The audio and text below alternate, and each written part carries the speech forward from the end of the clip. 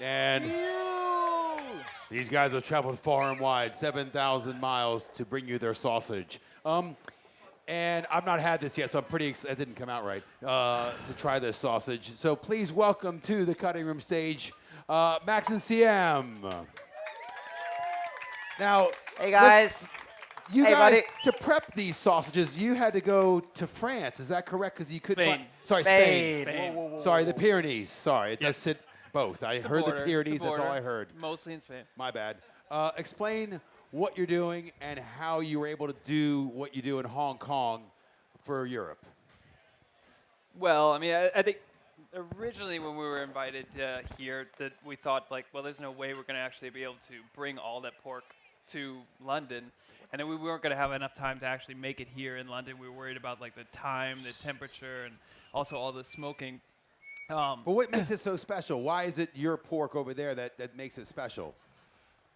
Well, the same type of pig that we use in Hong Kong is available in Spain. So Okay. it's a similar breed. I mean, it's a Duroc. You can get it anywhere, but we're actually getting from it's a similar farm. So we just wanted to make sure that we had the same pork, but as well as the same conditions to smoke the sausage. And we weren't really sure that we were able to come here to London with it like 2 weeks before the event and get everything done. Right. So you kind of came over, what, a month ago? Or 2.5 weeks ago. 2.5 weeks ago to prep everything in Spain. Yes. So. Interesting enough, their restaurant was just closed today because You're gonna bring that up. the protesters have started a fire right near their restaurant. They know how to protest in Hong Kong. So is your restaurant going to be okay, Max? Yeah, I mean, I think it should be fine. You know, I mean, there's only so much I can do from here. Yeah. Thank you. But politics and sausage, Keep them apart. well, you know, that the politics, yes. But I mean, the thing for me, like one of the reasons I got really interested in sausage, like I grew up doing a lot of hunting, and we made a lot of sausage in Louisiana.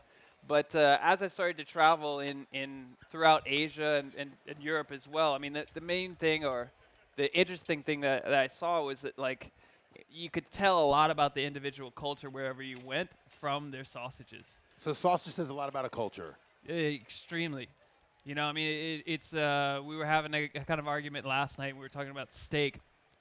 And one guy was saying that, you know, this steak represents this particular region, and you know, they invented this this way of cooking steak, and I was just like, it doesn't really make any sense because it's still meat. You can have a certain type of meat from there, but to say that, like, you know, one culture has created this particular style of cooking the meat is it's kind of hard because you know, I mean, it's just like we've got cows, we've got pigs all over the world, and not just one person has come up with that. But with sausage, you know, it's like you're dealing with the ingredients from that area where it's coming from. And how you flavor the ingredients, you know, like, you know, But- with seasonings. Well, not just the ingredients, but how you treat those ingredients. You know, so whether you're using fresh ingredients or dried ingredients or fermented ingredients. So what we see a lot in Southeast Asia and China as well is that a lot of the ingredients that go into the sausage themselves have already been fermented, which is, you know, it's a very different thing from what you would find in a European or an American sausage, where that fermentation is going to happen completely after. Okay, so there's a fermentation going on in your sausage. What is it?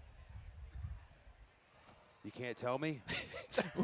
What is the fermentation? Well, no. So what's being fermented? Like what is it in there? The meat. Okay, the meat. There we go. I didn't know if you're using any other ingredients fermenting, like, you know, like with kimchi and stuff like that. I didn't know what's going in there. No. So I think one of the big things that so what we're gonna have here today, we've got the sai croc, we've got the mala sausage, we've also got a sai oa. Those are three very traditional, very basic sausages from 3 different regions of Asia. One of the main things one of the sort of signature things about how we do the sausage was something that I learned in the Guangdong province, which is just north of Hong Kong, in which they take all of the fat back that they're going to use for making the sausage, and it gets cured in a really low alcohol rice wine, which is essentially, it's still it's still a live culture. So it's got that really like tangy, like lactic flavor to it. And what I found was that when they're marinating the fat in there, it does a couple of things. One, it helps cure the fat. And if you've ever like tasted like lardo before it's been cured or just fresh fat back, it's super fibrous. It's not like a really nice texture, but once it goes through that curing process, it's got that creamy, like almost like cold butter. And so once we put it in that rice wine for about 2 weeks, the lactobacillus that's inside there, as well as the alcohol level, helps cure that, pull some of that water out, and gives it this really nice texture. And when we put it in the sausage, having that mold already in there helps start the fermentation or kind of kickstart the fermentation, and which gives all of our sausage a really nice sour flavor. Not hugely, but yeah, that's going to be. So now, how did a boy from Louisiana end up living in Hong Kong and owning a restaurant? I grew up in New Orleans. I started from the time I was about 4 or 5 years old. I was super interested in food. Due to some kind of external circumstance, I started working at a restaurant when I was 12. And From the age of 12? Yeah. Louisiana was in the South. Louisiana was a much different place back then. You could start working when you were 12. You could start driving when you were 14. You could drink when you were 18, which just like the rest of the world. Same in Maryland, dude. Same thing. I worked from the age of 12. Yeah, exactly. You look far too young. How old are you, Max? I'm 41. Okay, wow. You're looking good. It's a lot of sake. A lot of sake? Sake and sausage. There we go. Wow. That's good to know. Sake and sausage. It's the fountain of youth. That's a good T-shirt, But it's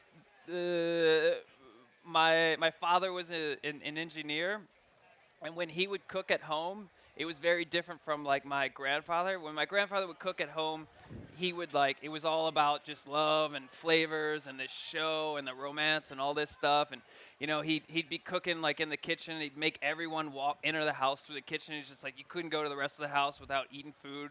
It was this amazing thing. He pre-feed you before you got anywhere in the house. Yeah, no. He didn't want anyone walking through the house like hungry.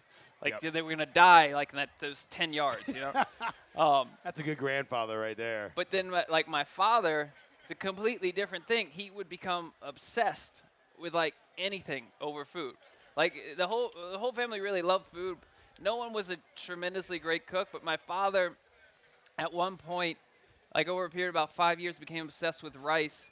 Every time he'd hear about a new pot, like a new rice grain, a new water, it was like constantly testing so you could get the perfect rice. So it sounds like your grandfather was more the love side and the feeding side. Your dad seems a bit more scientific. Like my grandfather had no measuring cups or tablespoons, and like strictly he didn't allow them in his kitchen. But like my father had gram scales back in the 90s, and for the U.S. like we're still struggling with the grams and the centimeters.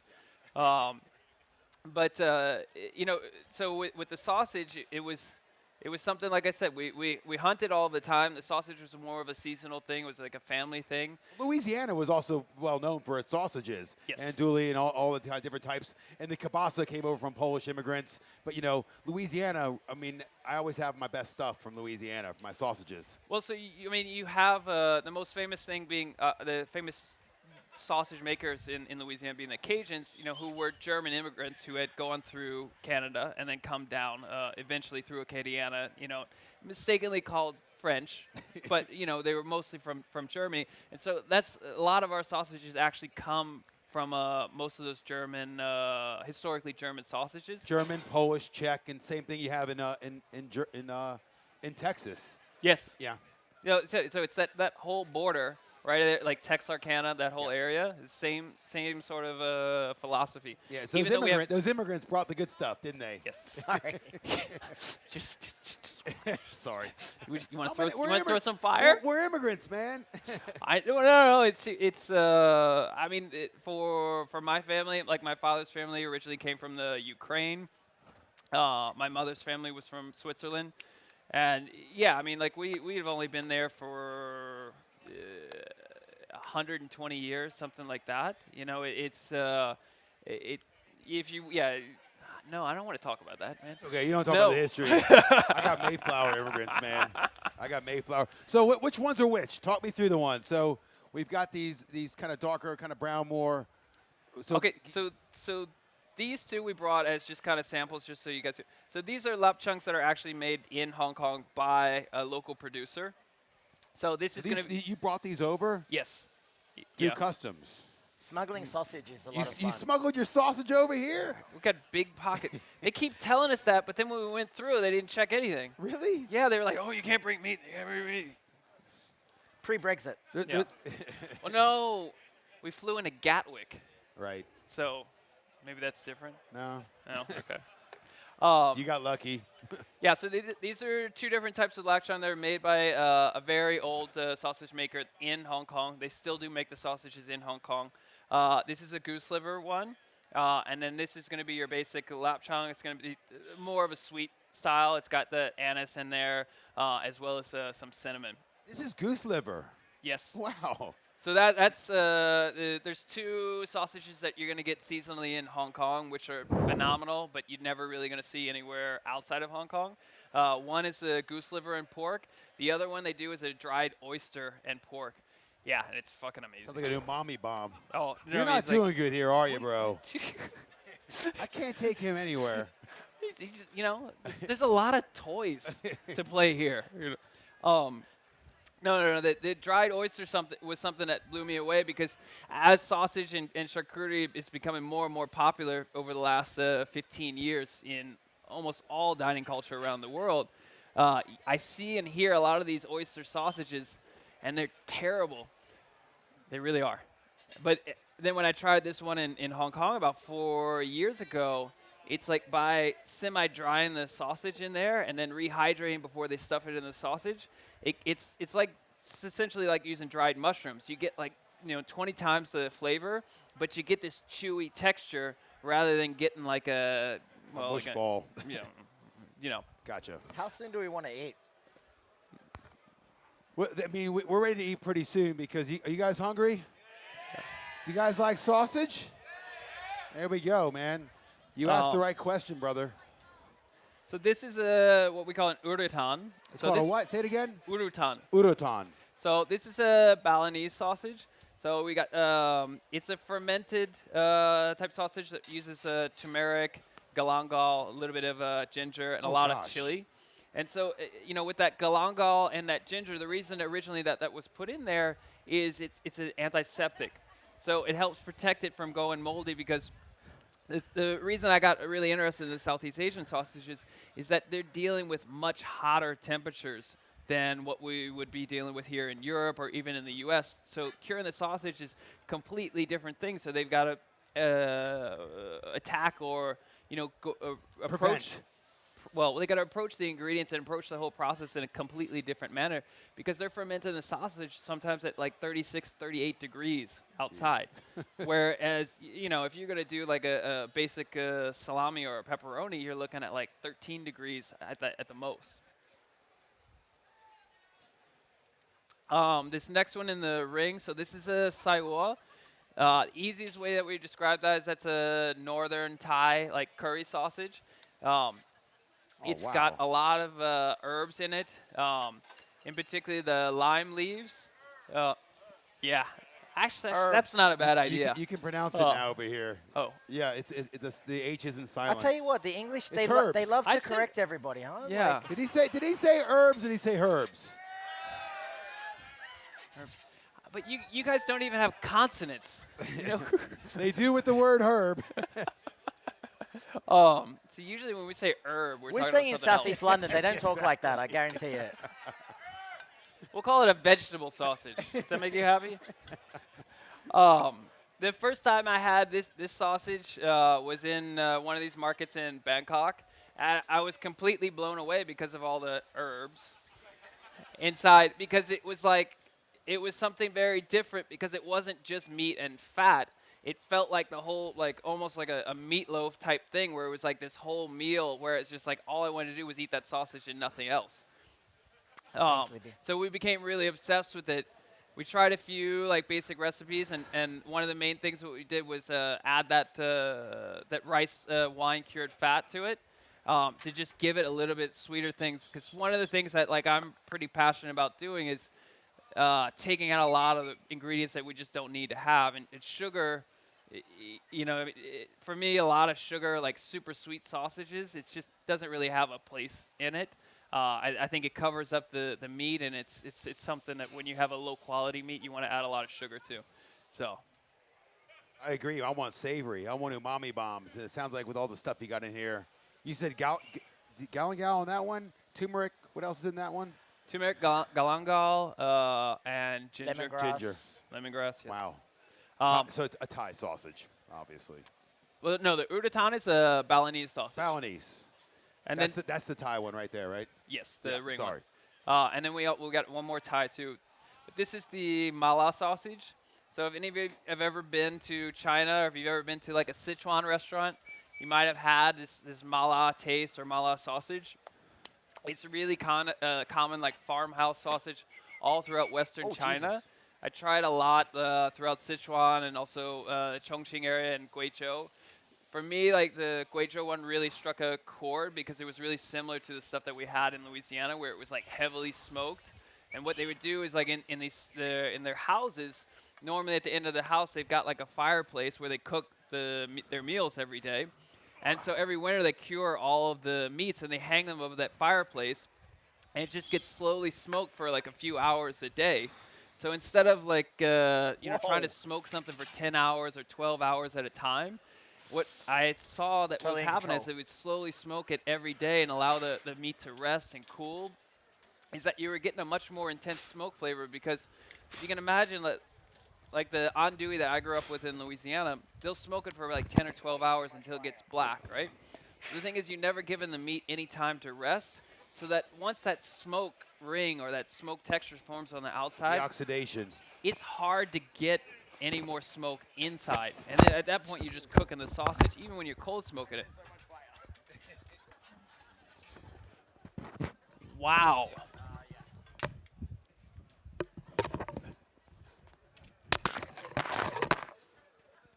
Watch out. Fuck. It's on. Just ripped his microphone off. You see that? Ripped it off. We brought you a show. Sorry, so you're saying by smoking, resting, you can actually get a better flavor of smoke in the sausage? Because when you allow that sausage, we're going to try again.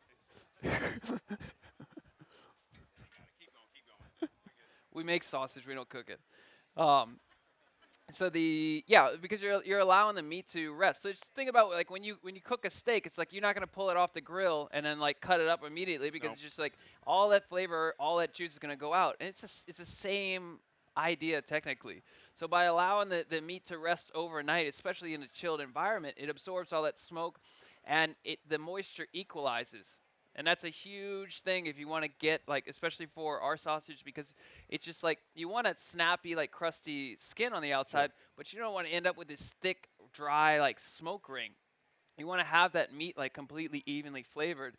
And that's a huge thing. And a lot of people, for example, like when we tried to get other people to smoke our sausage for us when we didn't have a smoker, and they just didn't want to do it. We were like, okay, well, you smoke this for 5 days, 5 hours a day. And they were like, no. It's like, we'll smoke it for 15 hours, and then you'll be and happy we'll be done with with it. Yeah. You'll be happy with it, yeah. But you weren't. No. So you did it yourself. Yes. Okay. So, I mean, it's a lot of things that have changed, like, again, from seeing how sausage was made, like, where I grew up in Europe, and then, again, like, all over China and Southeast Asia. It's, they're really traditional sausages that we've just kind of changed little things just to make the eating experience much better, because it's not my job to bring you like the most authentic, most traditional thing. I'm just trying to make you good sausage.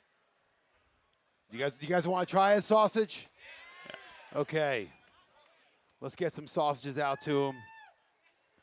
And then we got to be careful with our sound because I know we've kind of gone over. We're not doing too bad, are we? Yeah, okay. All right. So you see Max is working it, building up a little bit of a crust on that skin.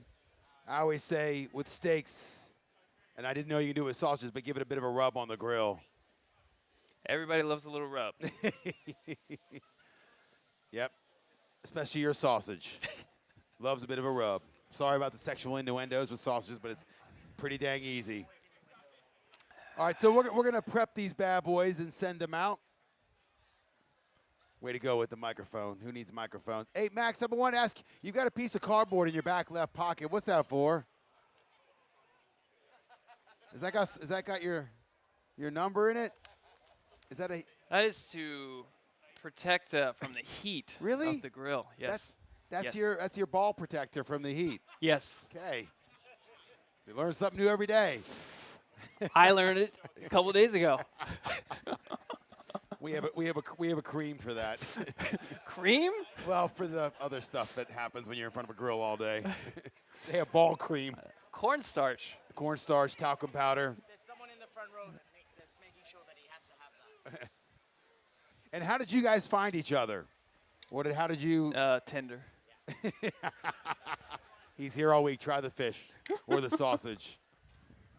Well, actually, Siam loves telling this story about how I hired him. You hired Siam. He didn't hire you. He can't. He has no microphone. I get you. Just give him, Okay, Siam. How did you find Max, or how did Max find you? So obviously everyone's seen that Max is quite eloquent in the way he speaks. Is that on? Yeah, it's on. You gotta talk loud. Okay, one second. Ooh. Jesus, man, I'm the one with the sausage. You don't need to put this in my face. So Max is a lovely guy, as you know. So this one day, Max does this gave have me a microphone all job, over it? and Max described the way that he prepares food in a way that... All right. Thank you. So much preparation. Oh, is that smoke? Okay. Yeah, there's a bit of fat on the grill from earlier. Thank you. So basically, Max, I used to run a catering company, and I made Thai sausage, and then a friend of ours, a mutual friend of the two of us, introduced us. Max, stop burning the sausages. Are you mad that you left the grill? No, I'm good. I'm good. So this one day at band camp, Max basically said to me that, look, we prepare everything in advance, and all we have to do is... Max, are you okay? Keep talking. No, he's good. He's got this. I can't even finish it. Look, Max and I have been working together for 3.5 years. It's been fantastic. Obviously, we communicate very well, and we make really nice sausages. So we've got a few for you guys to try here. So Siam was really concerned about coming to work for me. Why does that sausage keep thrown in there? Sand. Okay. He was really concerned. He's just like, oh, I don't have that much experience working in a kitchen, but like I know a lot about Jesus Christ. Sorry, I didn't mean to bring up religion. So he was really concerned. And he's like, I don't want to fuck up. Well, he said, I don't want to fuck up anything. I mean, he has a really nice restaurant. And I said, look, basically what we try to do every night, like we do a lot of prep. Everything is well thought out, well measured out. And I said, basically a retard could come in and do it. And I said, you're not a retard, are you? And he didn't answer. I know that's totally politically incorrect, but I then looked at him. I looked at him with eyes like, I don't think so. And I spent the last 4 years proving that I am. Hence. So who's hungry? It's barbecue fest, all right? We got to barbecue some food. All right, start cutting. No, it's okay. Okay, so we're going to cut this up. It's our last demo day. Can I please get a big round of applause for Max and Siam? Thank you very much, guys. Enjoy your weekend, huh? Hopefully the restaurant will be back open by the time you go over to Hong Kong and visit them. Wow. No, does anybody have any questions? Anybody got any questions for Max? Does anyone want a job? It's better that way. Thank you very much, guys.